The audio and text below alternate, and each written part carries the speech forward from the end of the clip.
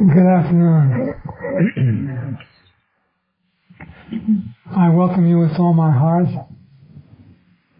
It is good to be with you once again on this lovely Sunday afternoon in Henry's house. You had nothing better to do, so you came here. You could have gone to see a good movie. You could have gone to play golf. But you came here. Why? What do you really want? What are you looking for? What's going on within you? You have to be true to yourself. You have to be real with yourself. You have to try to understand where you're coming from, what you really wish to achieve. Remember, if you're looking to increase your material gain, you're here for the wrong reason. That may happen anyway, but you're still here for the wrong reason. If you're looking to improve your health, you're here for the wrong reason. It may happen anyway. As a matter of circumstance. But this is not the reason we come here. There is no reason to come here. No reason whatsoever. It's just a happening. It's a karmic, spiritual happening. Something has brought you here because there's been something within you for many, many years wanting to unfold, wanting to become free, wanting to become liberated. And yet it has absolutely nothing to do with you. It's that mysterious power that grows apricots in the apricot tree and grass in the meadow, grows mangoes in the mango trees, makes the sky appear to be blue, makes the sun shine just right on this earth in order to sustain and maintain life. The power that takes care of all of these things is moving you in the right direction. For you have been prepared to be moved in this direction for many, many centuries. It is no accident that you find yourself in a class like this. The mind is a very powerful instrument. Imagine I should say that. When in reality there is no mind at all. The mind does not really exist. There is no mind. Whose mind? What mind? Yet, many of you are motivated by your mind. When you have feelings, good or bad, this is the mind that feels, not you.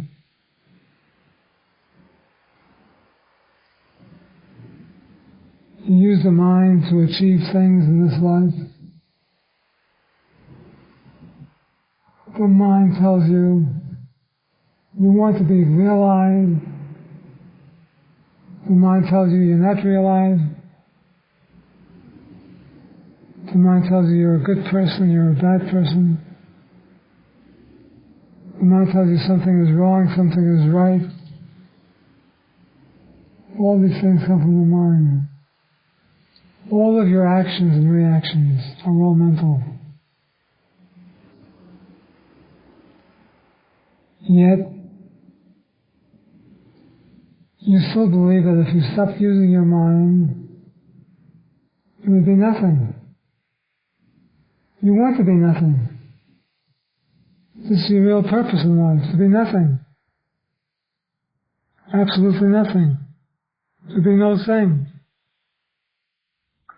When your mind tells you you're something, you have to watch yourself. You have to observe your mind and see what direction it's going. and come to the conclusion that you have no mind. There's absolutely no mind. You have been hypnotized. You have been brainwashed somehow to accept that you have a mind. And you've been walking around the earth like a peacock, strutting your feathers as if you're something. And you can accomplish something and do something great. You do not want to think that in a few short years you'll be gone. What you call you will disappear completely and totally. This body will exist no more. And all your work, all your struggles, all your accomplishments were in vain. I know someone is saying, well, at least I did something to try to make this world a better world in which to live. Is this a better world in which we're living? Has anyone done anything to make this world a better world that's happened? The world seems to be becoming progressively worse. Man and humanity to man is not stopped. So what are all these do-gooders accomplishing? Yet in another sense, they have to do good because this is their karma. We're not against anyone or anything. Nothing is right and nothing is wrong. No one is good, no one is bad. There is just that mysterious power working with them, motivating you, leading you, directing you. But where are you going? There's no place to go. So there's absolutely nothing to do, there's no place to go. This does not mean that you will sit around doing nothing, accomplishing nothing. You'll always do something. Yet you are not a doer. This teaching is ridiculous, isn't it? You're something, you're nothing, you're doing, you're not doing. You're accomplishing, there's nothing to accomplish. This is what the world does to you. It makes you crazy, like me.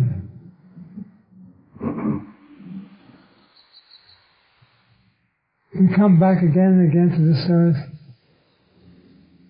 until something starts to tell us there's nowhere to go, there's nothing to do, yet I am that. I am that. And yet there's nothing. I am that has no literal meaning.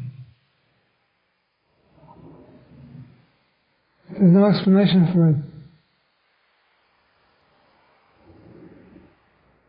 Yet you are that. You are that which has always been, which will always be. And that cannot be explained.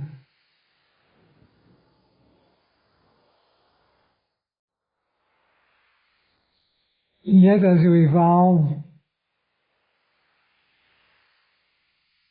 something happens.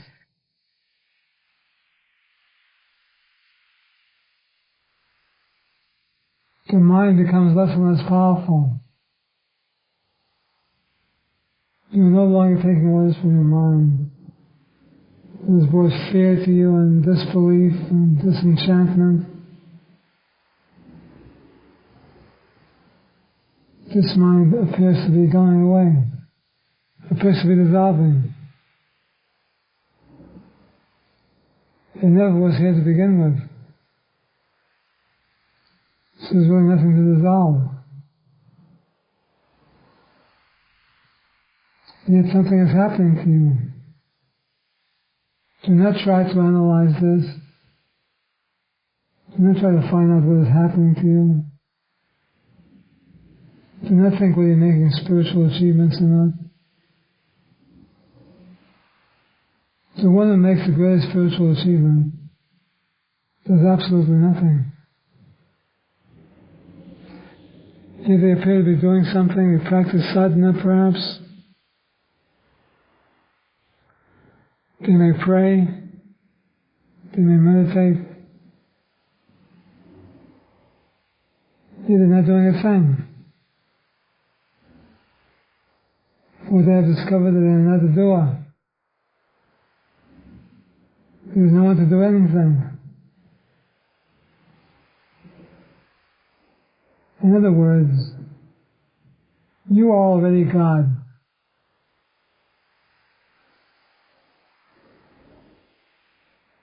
You are already God.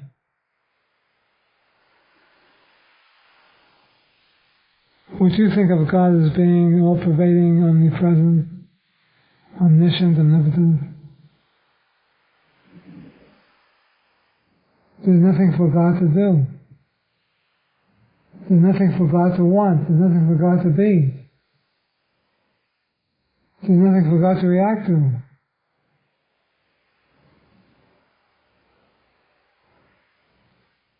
Therefore you can tell where you are by the way you respond to these things.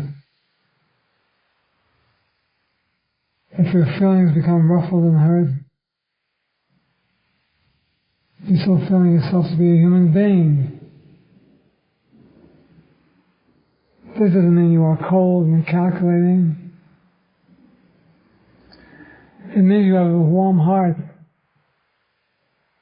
filled with love and compassion, filled with loving kindness. This happens by itself.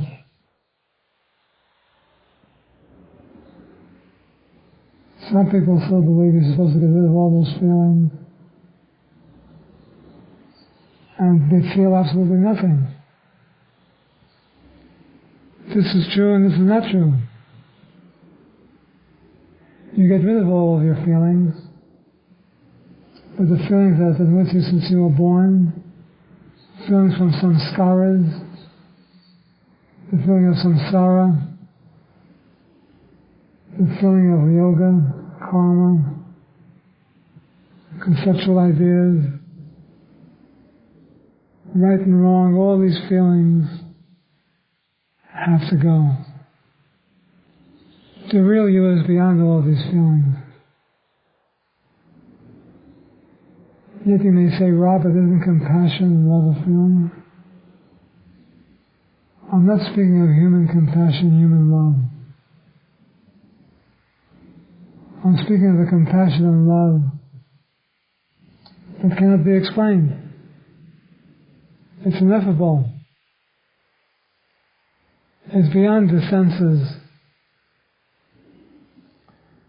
Only the senses explain. Only the senses have questions and answers.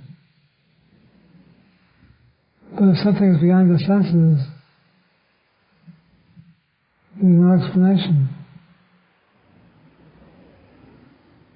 There's just being. Not becoming, but being. Yet being is also limited to an extent. You go beyond being to that place where there are no words, that place where there's no question, there's no answer, the place where you are that.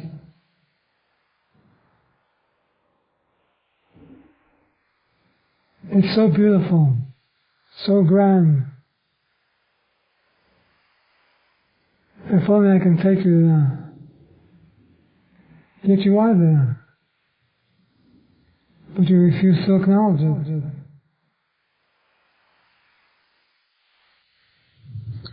You wish to be involved in worldly games. You wish to be involved in gossip, anger, greed, bewilderment, occult practices.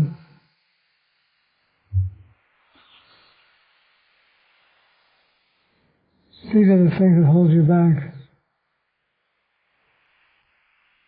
You have to develop a sense of trust and faith. Trust and faith in what? In the power that knows the way.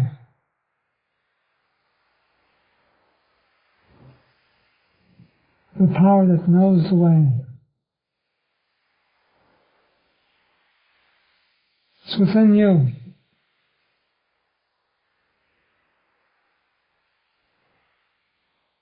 It will guide you. It will lead you. It will take care of you.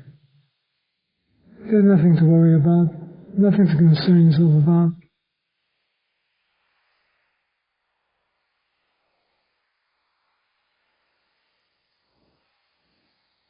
You have with you a joy, a compassion, a love, a peace. If you only knew existed, you would go mad. It's so grand and beautiful. You are that.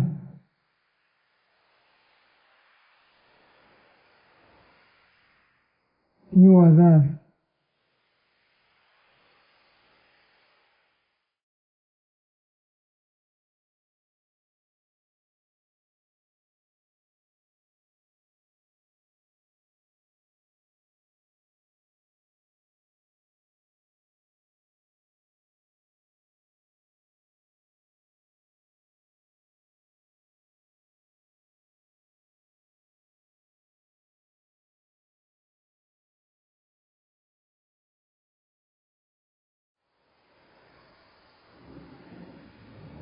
In the teaching,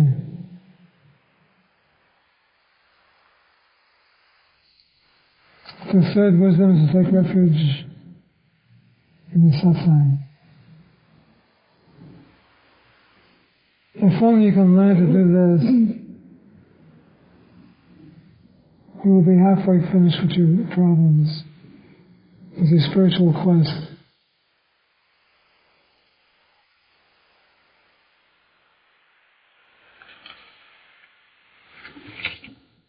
Taking refuge in yourself.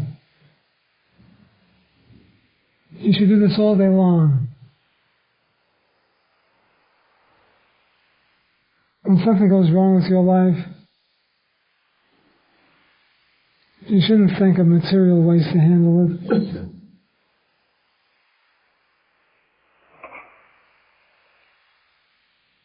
You should be trained enough to take refuge in yourself.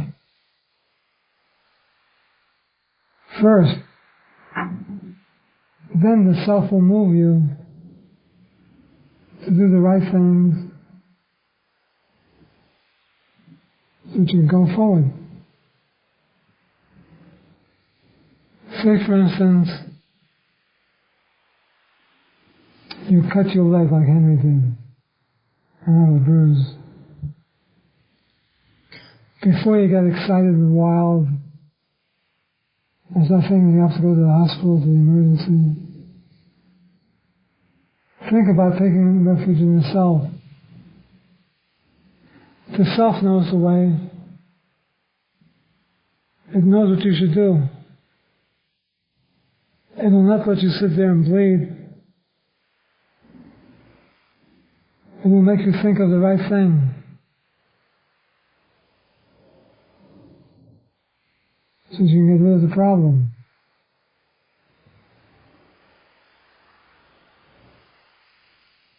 The self is absolute reality. Effortless pure awareness.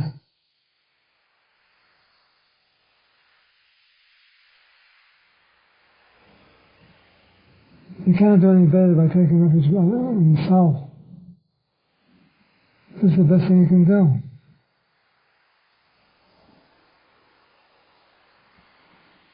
You simply tune within.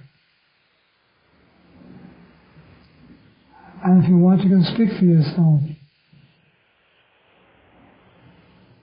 You can say something like this. You can say, self, here I am again in trouble. I have no idea what to do next. But you are really me. Even though you're all pervading, you're expressing as myself. You know what to do.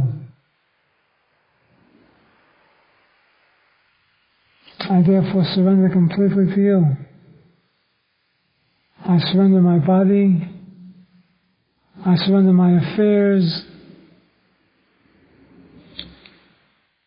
I surrender the world. I have no need to worry or fret.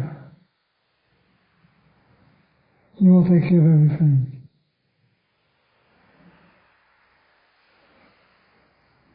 And you let go. If you can only learn to do this first, before you take another action, you will be pleasantly surprised what happens.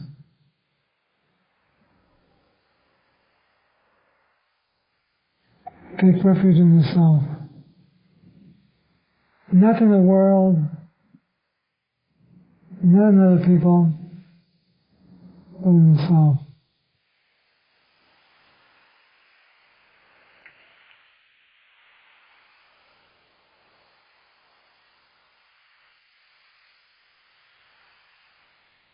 Then take refuge in the teaching.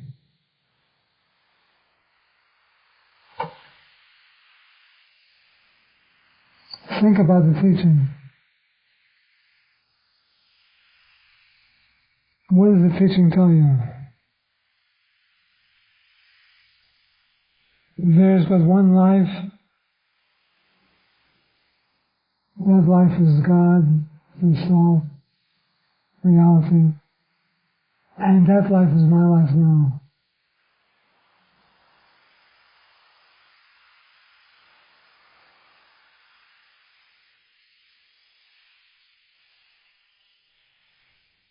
You begin to feel that you're not the doer.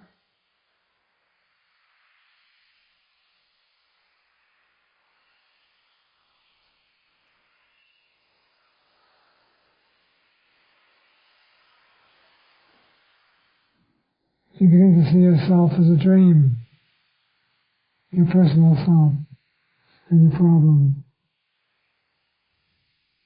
You keep thinking of the teaching. You think of the dream you had last night. We were being tortured. Your eyeballs gazed out. Your toes cut off.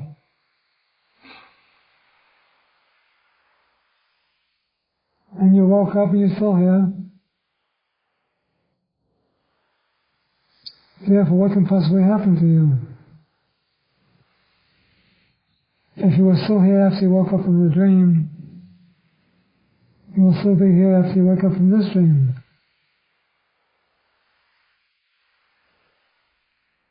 And you will be fine and well. Very well indeed. When you begin to think this way, wonderful things happen to you. When I say wonderful things, I do not necessarily mean things that you want to happen yourself. You should have no concepts of wonderful things.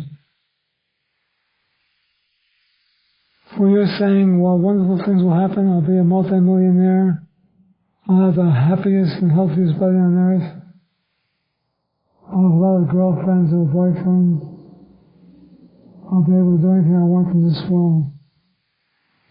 Those are your concepts, those are your beliefs. I'm saying to you that the self will take care of you in its own inimitable way. It has absolutely nothing to do with you. but you will be happy.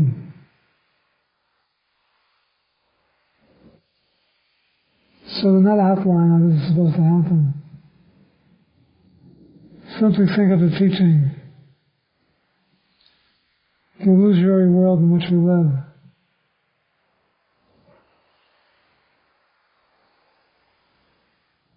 Everything must change. Nothing ever remains the same in this world. Everything eventually changes.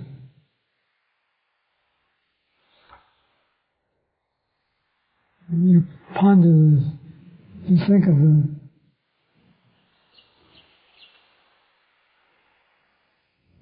You look at the examples I always give you. The snake in the rope. In the twilight, it looks like there's a snake in your house. But upon investigation, you find out it was only a rope. So all the fear leaves you, and you become free of that fear. So it is with this world. The world seems to show you all kinds of strange things. That's the snake. But upon investigation, you will realize there's no snake at all. There's a rope. So you will see there's no world at all. Here's the self. Absolute reality.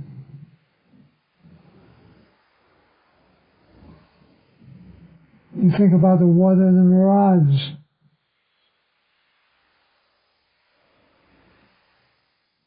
Or you believe there's water in the sand and you grab the Mirage, which is the sand.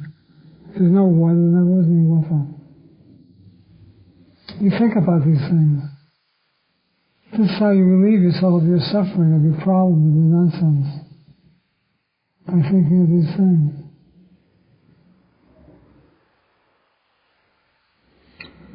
Now we go into taking refuge in the Satsang. You think of all the satsangis, all of us here together, knowing the truth as one power, one reality, one self, one nirvana, one void, one God. And you think of all of us together like this, and tremendous power emanates from you.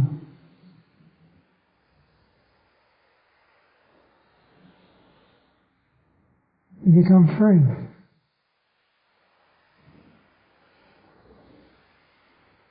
Those are the tools you can use. So I want some of you call me and tell me, Robert, what am I going to do? I've got this problem. You have no problem. You have solutions.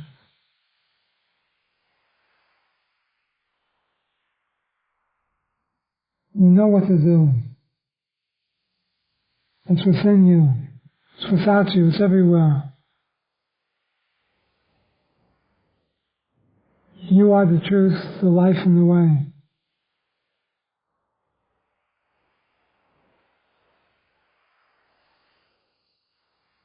You are totally free now.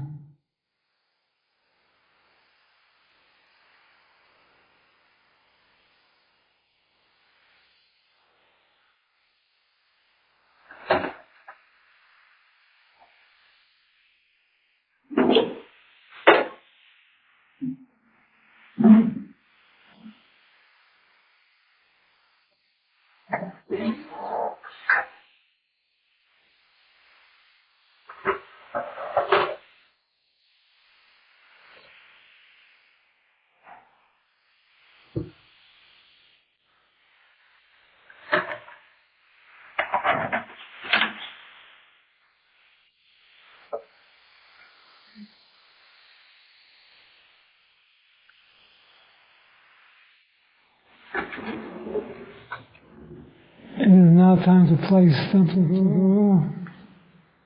So we can bring those stumps over here.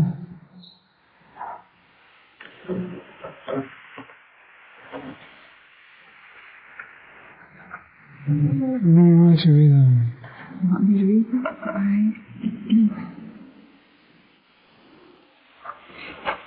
right. And wouldn't you know, today's is lots of It's your karma. You're so wise.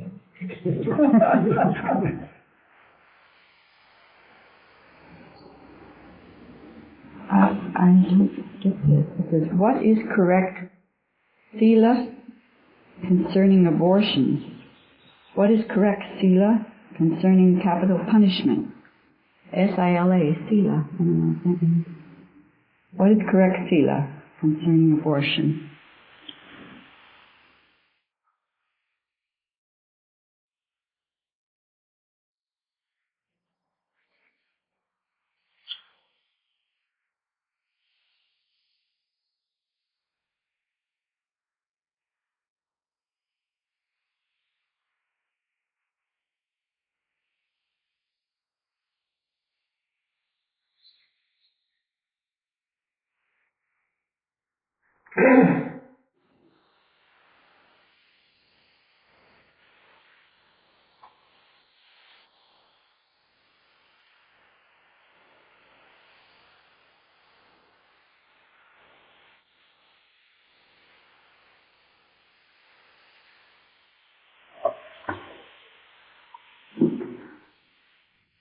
What can I say about this?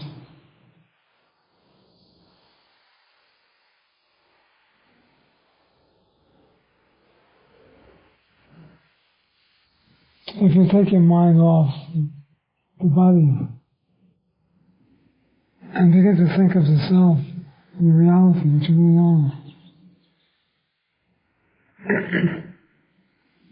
then your person will make the right decision yourself.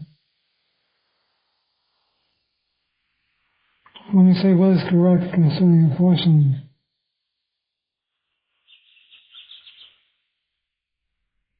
this has to do with the world and its manifestation. It is not right and it is not wrong.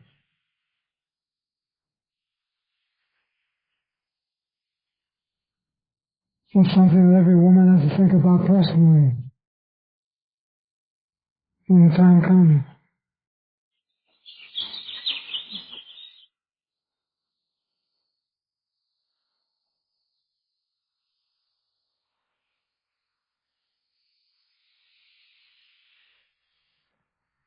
I'm not a foreigner again.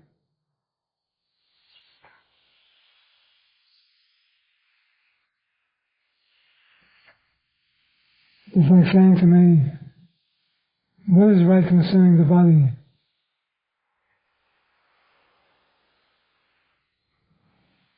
What is right concerning the world?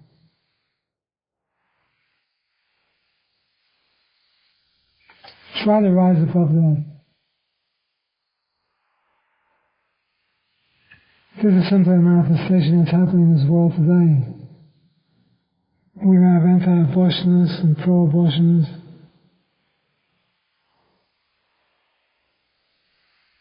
This is part of worldly things.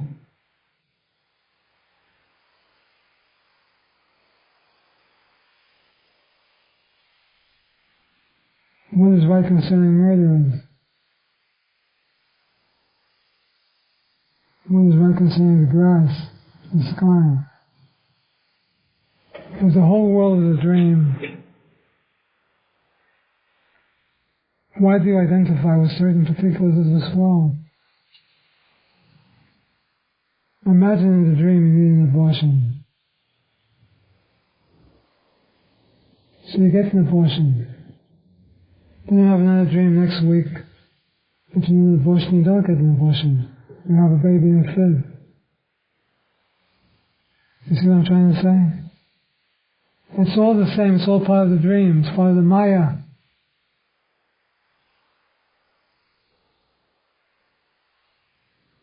I do not take a stand on these things, for or against. These things are part of the delusion. Do not give your energy to these things. Use your energy in trying to find yourself, trying to unfold, trying to discover your reality. That's where you should use your energy. And then you'll know what to do personally when the time comes. What's the next question? And the other one, what is the correct sila concerning capital punishment? Same story.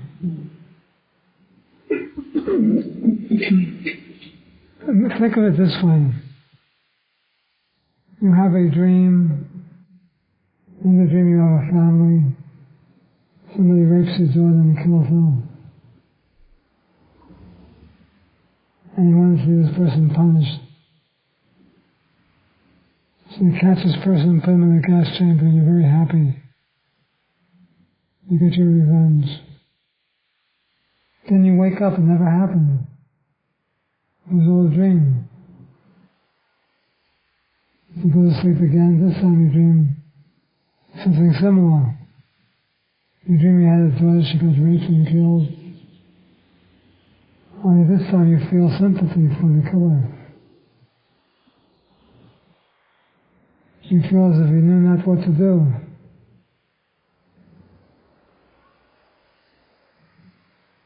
His upbringing was wrong, he had problems at home, he was molested when he was a child.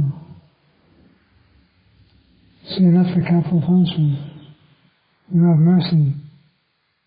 But then you wake up, again you were dreaming.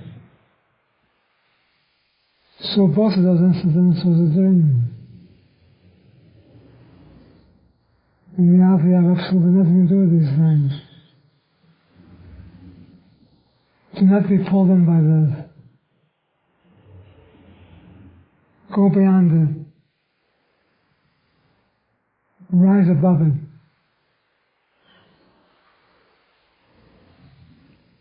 And you'll understand yourself what's happening, what's going on. You will be free. Yeah. Okay, Robert, should I try to remember insight and realization, or should I let them go as soon as they arise? Do not try to remember anything.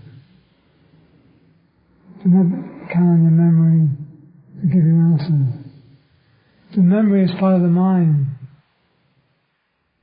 It may appear to give you right answers, it may appear to give you wrong answers. Rather look to the self. Surrender totally to the self. Surrender everything. All of your opinions, all of your doubts, all of your frustrations. And then right action will take place.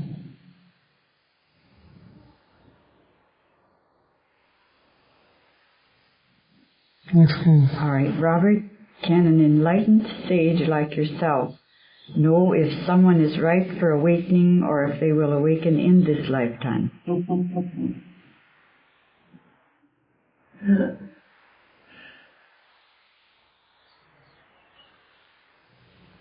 First of all, I never claim to be an enlightened sage. If I claim to be an enlightened sage, then there's a doer within me that claims to be something. I have no idea what I am.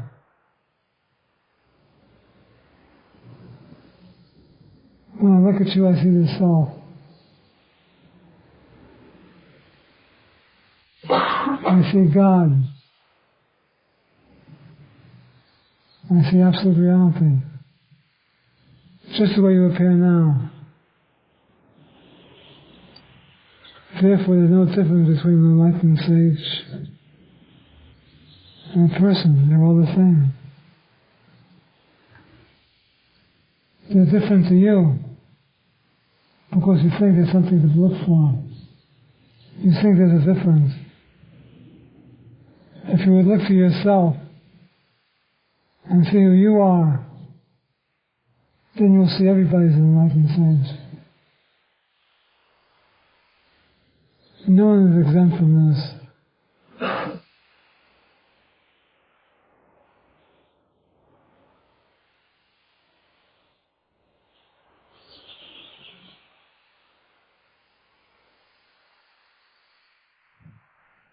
And then again, you can look in the eyes of somebody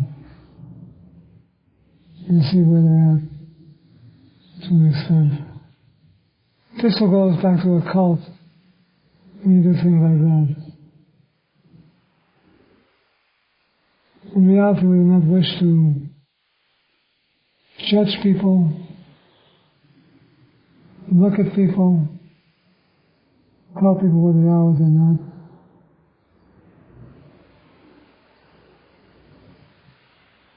It's totally immaterial for me who's enlightened, who's not enlightened, because those words do not exist for me.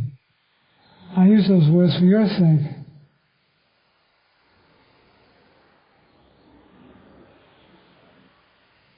But those words do not exist. Forget about these things. Look to yourself. Become free. Then see who cares with enlightened things.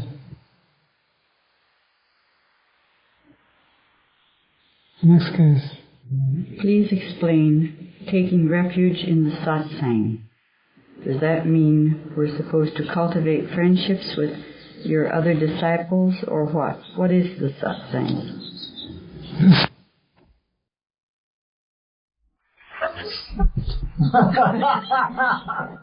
Well, what do you think? The satsang is a group of individuals who come to a teaching of enlightened faith.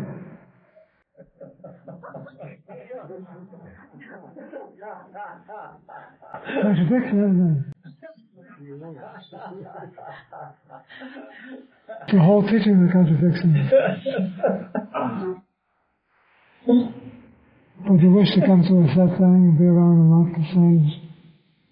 So you do this. This is your opinion. This is what you do.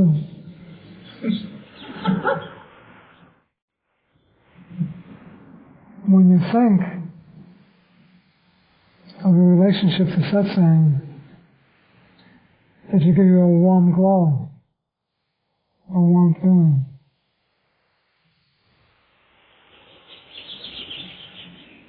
And thus you take refuge in that. Look at it this way. It's better to take refuge in satsang than to take refuge in a topless bar. Maybe it's not. Why? What's the difference? You're making distinctions. What's the difference? Whatever turns you on. Topless bar. I understand.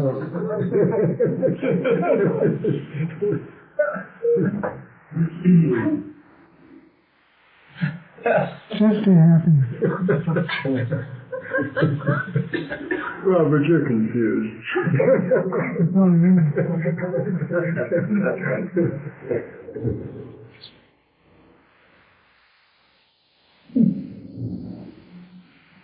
Satsang is whatever you want to make of it.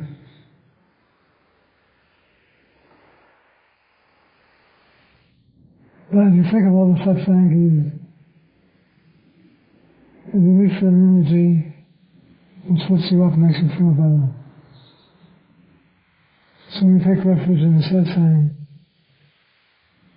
you're taking refuge in God, in the Spirit, in reality.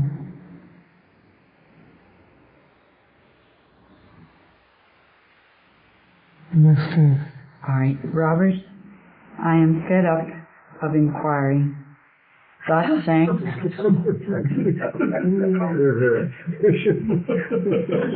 Satsang and everything else. Why do I need to do anything to be myself? It's all a joke, a postponement into the future. Why can't I wake up now? Forget purity of mind, practice, and boring talks. How can I wake up now with a big now? You got some good questions today. I'm with you.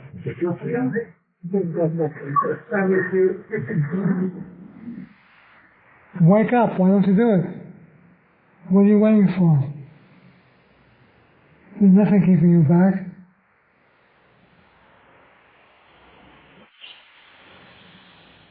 Nothing exists but the reality. And I'm not too sure of that either. Bravo.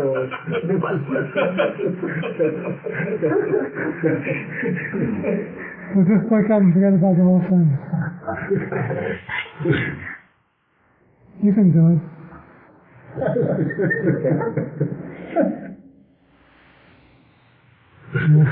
That's it. Now you have all the answers that you always wanted. Can I ask one more question? Sure. Is there any useful function that the mind has? And if there isn't, then why was it created? Where did you get the idea it was created? If it exists, Well, whom did it exist? you're supposed to perceive it. Of course, but you perceive a lie. I know. I'm trying to perceive truth with it, if it can perceive truth. The only reason to use the mind, what you call the mind, is to destroy the mind. You use the mind to destroy the mind by inquiring to whom does the mind come. As you inquire to whom does the mind come, the mind becomes weaker and weaker.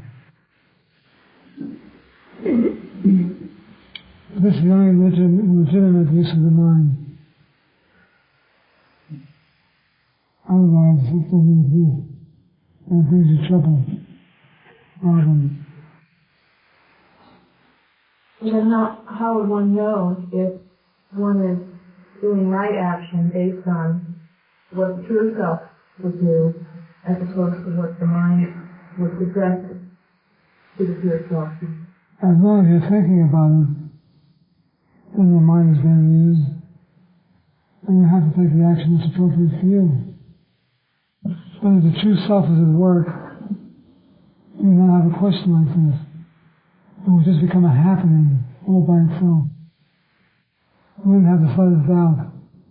Wouldn't be any doubt whatsoever left in front of you. There will be nothing left to ask the question like this. But as long as you ask the question, then you must know you're using the mind that doesn't exist. So ask the question to take further action. So what I'm saying is, surrender to the self. Let go of the mind.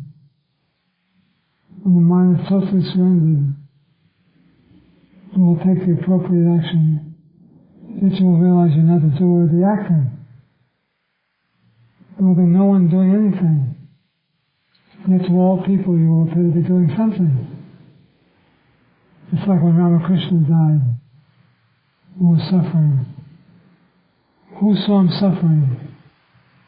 The people who believe in suffering, who believe in the world, who believe they're a body or a mind.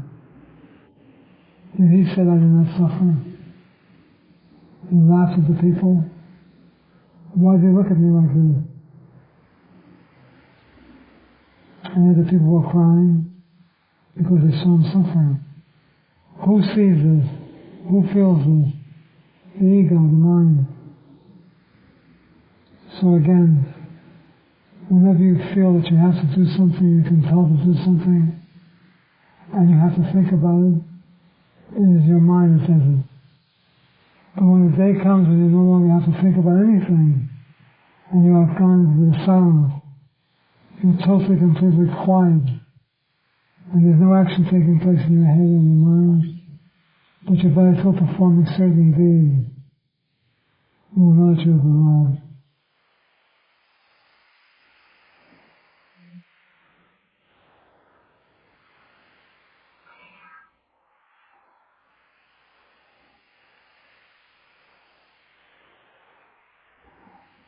Anyone else looking to come in?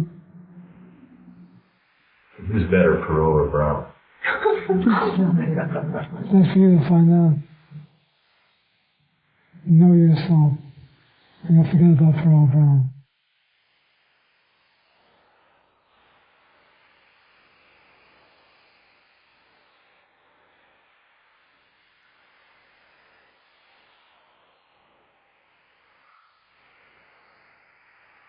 I have a question. I heard that there is some relationship between a certain guru and a certain disciple. If two right disciples go to one guru, one enlightened guru, then it is possible that one of the disciples is attracted to this guru and the other is not. And how can we know that who is our guru, our right guru? That's a good question. As you practice sadhana, spiritual discipline, as you go within yourself, day after day, week after week, month after month, you become sincere, you become devoted to the self, to the powers of God within yourself. Your heart will open up and lead you to the right guru. It will happen by itself. But if you have to make decisions and say, shall I go to this guru, shall I go to that guru? This one sounds good. I have to go see this guru because he or she sounds like a wonderful person. I've heard good stories about this guru. You're going for the wrong reason.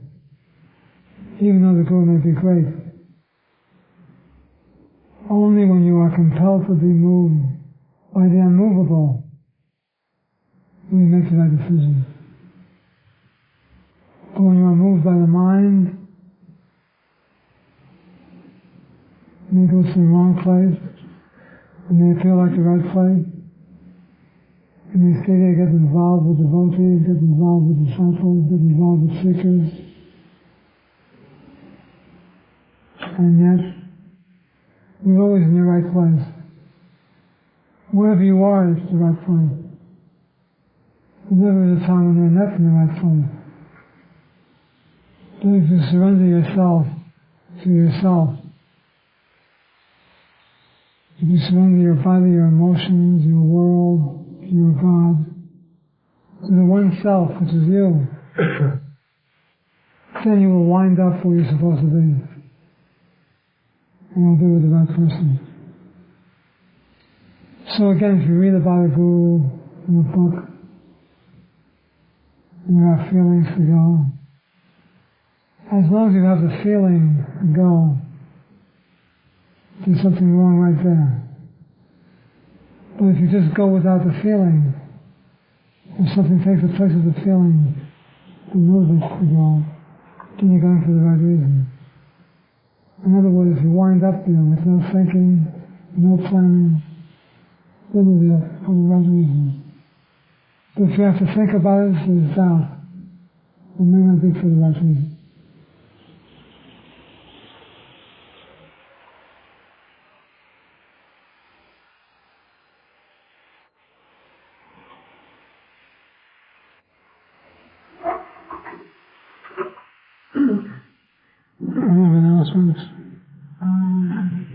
No.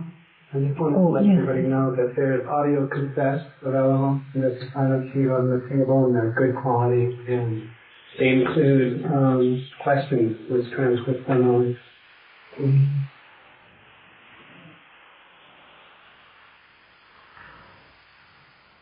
You have any Prasad? Yes. We have a birthday cake. I cut it up small enough, so I think we'll have enough for everyone.